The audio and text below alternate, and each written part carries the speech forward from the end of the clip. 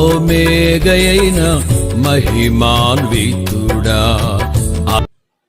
మహాపరిశుద్ధుడు, సర్వశక్తిమంతుడు, సకల ఆశీర్వాదానికి కారణభూతుడైన యేసుక్రీస్తు నామములో మీ అందరికీ శుభాభివందనాలు తెలియజేస్తున్నాం. మంచిది ఉదయము దేవుడి మాటలు వినటానికి దేవుడి పిల్లలకు ఆయన ఇచ్చిన మహాకృప.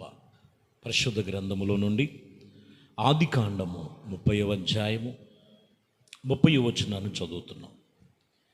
నేను రాకమునుపు నీ కుండినది కొంచెమే, అయితే అది బహుగా అభివృద్ధి పొందుచు నేను పాదము పెట్టిన చోటునల్లా యెహోవా నిన్ను ఆశీర్వదించను. ఇక్కడ గమనిస్తే యాకోబు చెప్తున్నారు తన మామ అయినటువంటి లాబానుతో.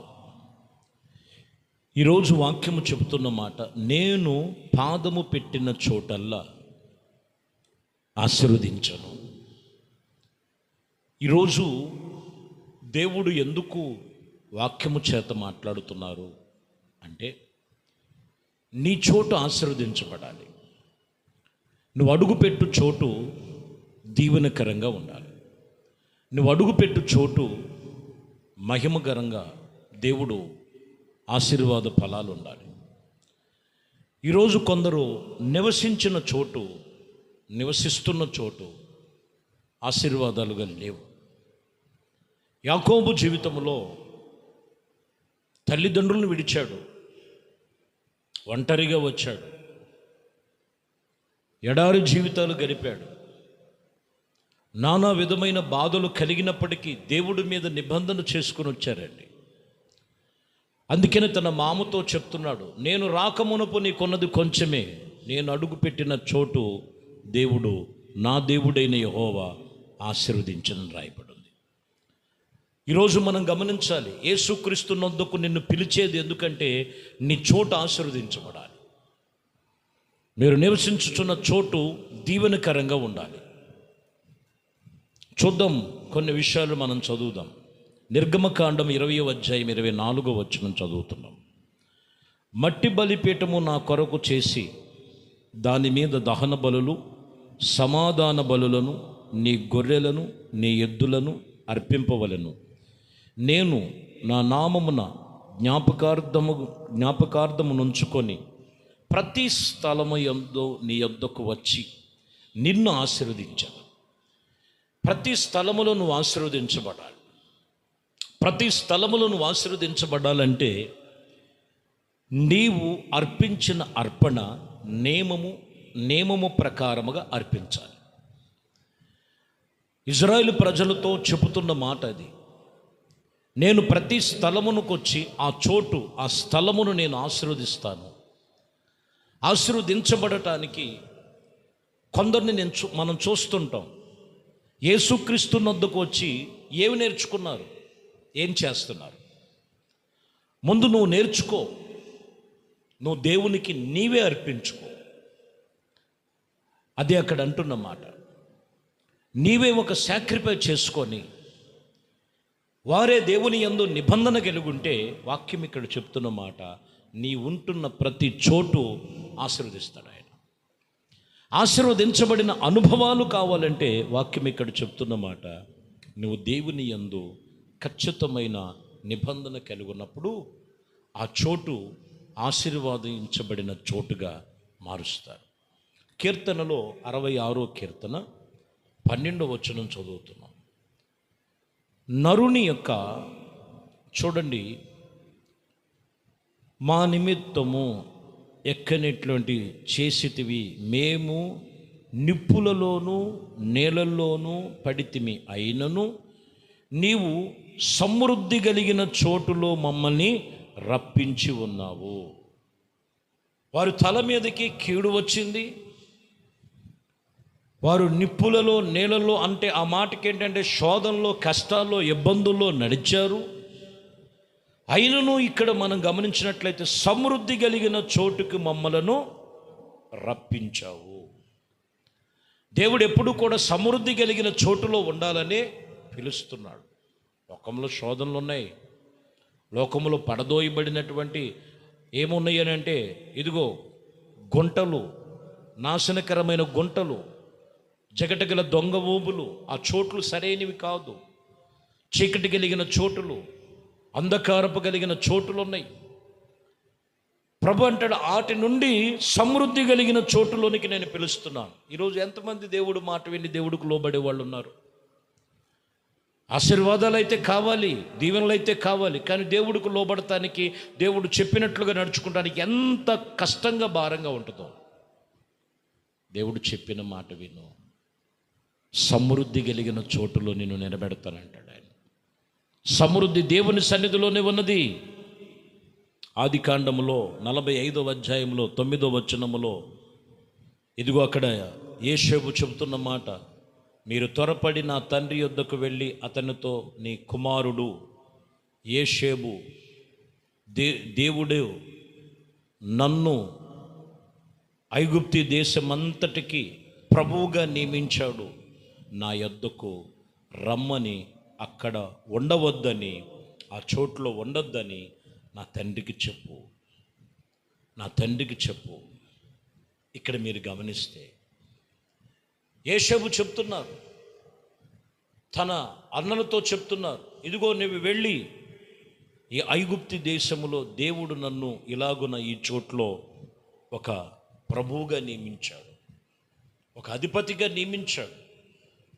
అయితే ఆ చోటు కాదు, అక్కడ ఉండొద్దు, ఇక్కడికి రమ్మని, ఈ చోట్లో ఆశీర్వదించబడిన చోటులని రాయబడి ఉంది. ఎందుకంటే 10లో అంటాడు, నువ్వు గోషేను దేశములో నిలిచి ఉందువు, అప్పుడు నిన్ను, నీ పిల్లలను, నీ పిల్లల పిల్లలను, నీ గొర్రె మందలను, నీ పశువులకు, నీకు కలిగిన యావత్తు నీకు ఇదిగో సమీపముగా ఉండినని, సమస్తమును కూడా ఆశీర్వాదముగా మార్చునని ఇక్కడ చెప్తున్న మాట.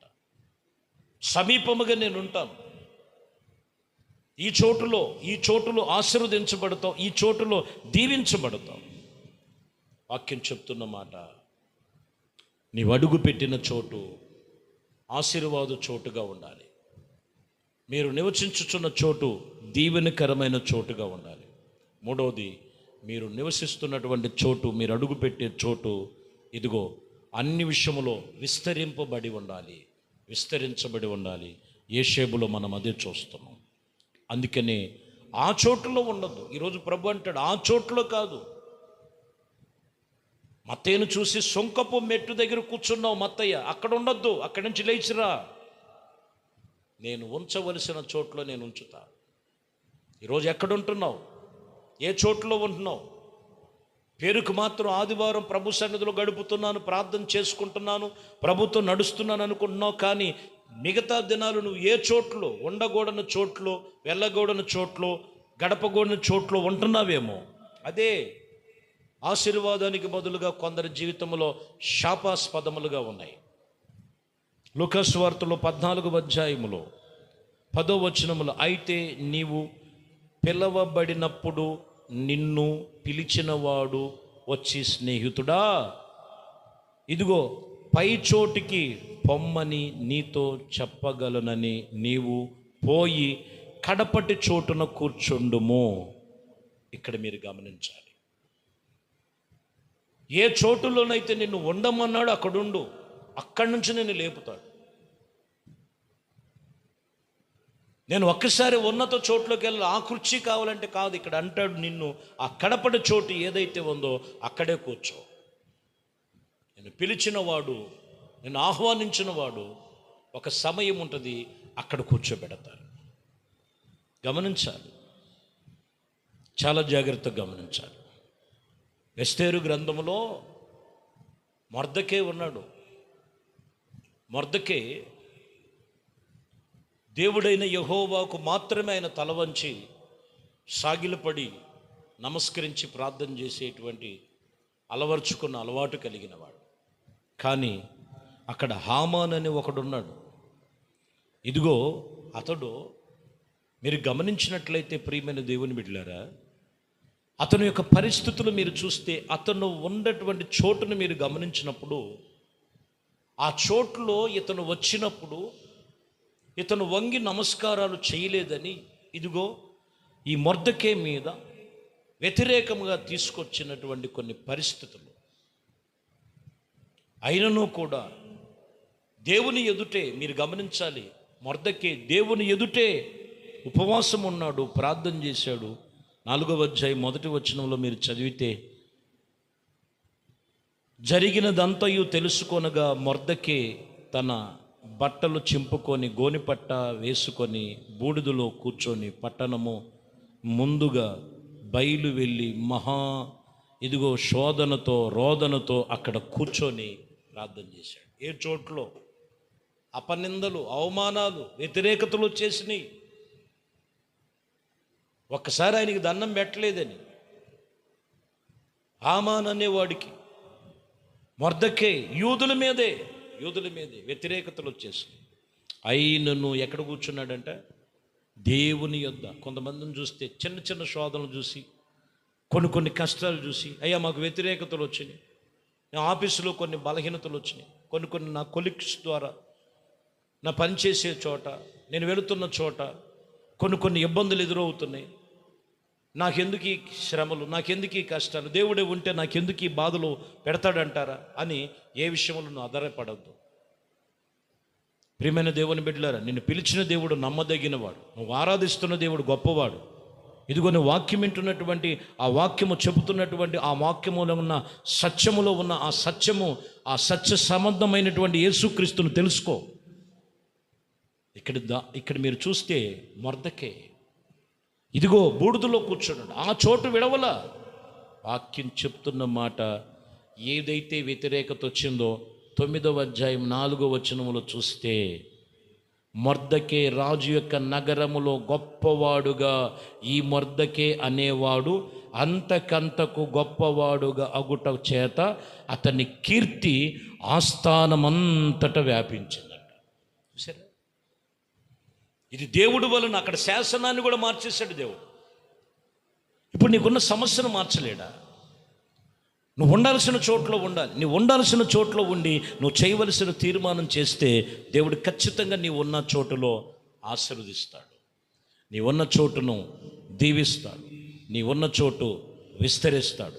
నీ ఉన్న చోటు అవమానాలతో, అపనిందలతో ఉంటే అక్కడ అవమానానికి రెట్టింపుగా ఇక్కడ హామానును గొప్పవాడుగా, కీర్తి ఆస్థానమంతా గొప్పవాడుగా, అతని కీర్తి ఆస్థానమంతా వ్యాపించినట్లు నిన్ను వ్యాపింపచేస్తాడు.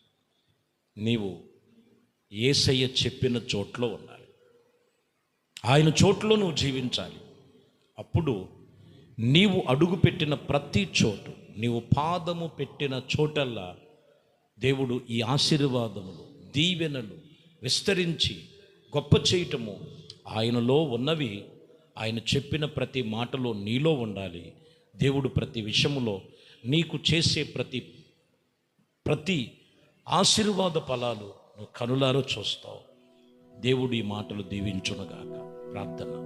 పరిశుద్ధుడా, ప్రేమ కలిగిన తండ్రి, దయగలిగిన మా ప్రభువా, ఇదిగోనైనా మూలవాక్యములో యాకోబు, నేను అడుగుపెట్టిన చోటల్లా నా దేవుడు నన్ను ఆశీర్వదించాడని చెప్తున్నాడు.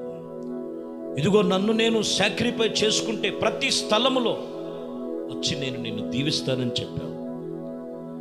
ఇదిగో నేను నా ప్రభువా, మీ వాక్యము సెలవిచ్చిన ప్రకారము యేషేబు దేవుడు సన్నిధిలో భయభక్తులుగా ఉన్నాడు కాబట్టి గోషేను ప్రాంతములో అంతగా దీవించబడినట్లుగా ఆ చోట్లో ఉండొద్దని యాకోబుని పిలవనంపించినట్లు ప్రభువా, ప్రతి విషయములో ఏ చోటులో మమ్మల్ని ఉండమన్నావు, మీరు చెప్పిన చోటులో జీవించే జీవితం ప్రతి ఒక్కరికి దయచేయి. అప్పుడు ప్రభు ఆ చోటులో మీరు దిగి వస్తారు, ఆ చోటులో దీవిస్తారు, ఆ చోటులో నువ్వు ఆశీర్వదిస్తావు. ఇదిగో ఆ చోటును నివసించే ప్రతి ధన్యత మీ బిడ్డలకు దయచేయి. ఘనత, మహిమ, ప్రభావాలు మీకే పొందుకో. నజరేయుడైన యేసుక్రీస్తు నామములో ప్రార్థించి వేడుకొనుచున్నాం తండ్రి. ఆమేన్. ప్రభు మిమ్మల్ని దీవించి ఆశీర్వదించును.